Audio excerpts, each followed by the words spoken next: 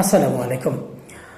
সময় সংশ্লিষ্ট আরেকটি ভিডিওতে আপনাদের প্রত্যেককে স্বাগতম। আমরা আজকে আলোচনা করব সময় প্রকাশের ক্ষেত্রে আমরা কি ধরনের ইংরেজি শব্দ ব্যবহার করে থাকি।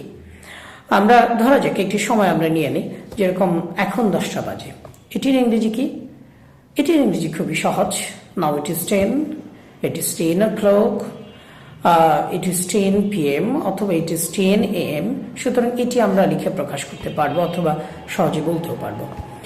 কিন্তু আমরা যদি বলি এখন 10:30 বাজে, সুতরাং এই যে সাড়ে শব্দটি রয়েছে এটির ইংরেজি কি? এটির ইংরেজি হচ্ছে হাফ পাস্ট। সুতরাং এখন পূর্ণ বাক্য কি? সেটি হচ্ছে ইট ইজ 10:30। It is 10:30। আমরা আরেকটি শব্দ বাংলায় ব্যবহার করে থাকি, সেটা হচ্ছে শোয়া। শোয়া মানে হচ্ছে কোনো একটা নির্দিষ্ট সময় বেজে আরো 15 মিনিট হয়ে গেছে, তাহলে এটার ক্ষেত্রে আমরা ব্যবহার করব কোয়ার্টার পাস্ট। সেটি কিরকম? এখন 10টা বেজে 15 মিনিট, অর্থাৎ এখন 10:15। এটির ইংরেজি কি? এটির ইংরেজি হচ্ছে নাও ইট ইজ 10:15। আমরা আরেকটি সময় নির্দেশক শব্দ বাংলায় ব্যবহার করে থাকি, সেটি হচ্ছে পৌনে।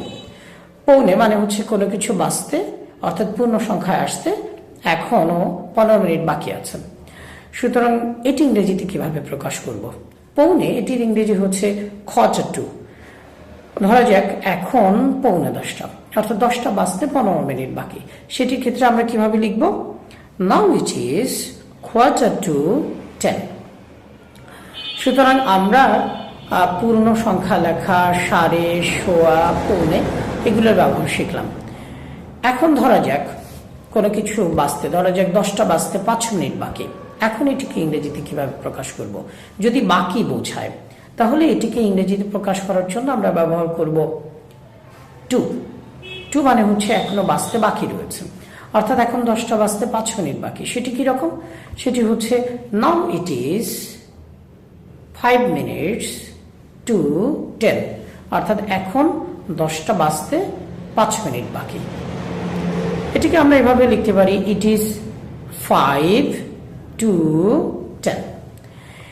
এরপরে 10টা দেখা যাক, ধরা যাক 10টা বেজে গেছে, অর্থাৎ এখন 10টা বেজে 10 মিনিট, এখন 10টা বেজে 12 মিনিট। এটিকে কি করে আমরা প্রকাশ করব?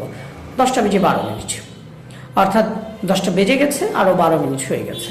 এটি প্রকাশ হচ্ছে ইট ইজ 12 minutes past 10, অর্থাৎ যদি বেজে যায় তাহলে আমরা ব্যবহার করব পাস্ট, আর যদি বাকি থাকে তাহলে টু। সুতরাং আমরা এই দুটোর মধ্যে পার্থক্য বুঝতে পেরেছি। যদি বাকি থাকে তাহলে আমরা ব্যবহার করব টু, আর যদি বেজে যায় তাহলে পাস্ট। আশা করি এটি নিয়ে আর কনফিউশন ক্রিয়েট হবে না। আপনাদের প্রত্যেককে ধন্যবাদ আমাদের সাথে থাকার জন্য।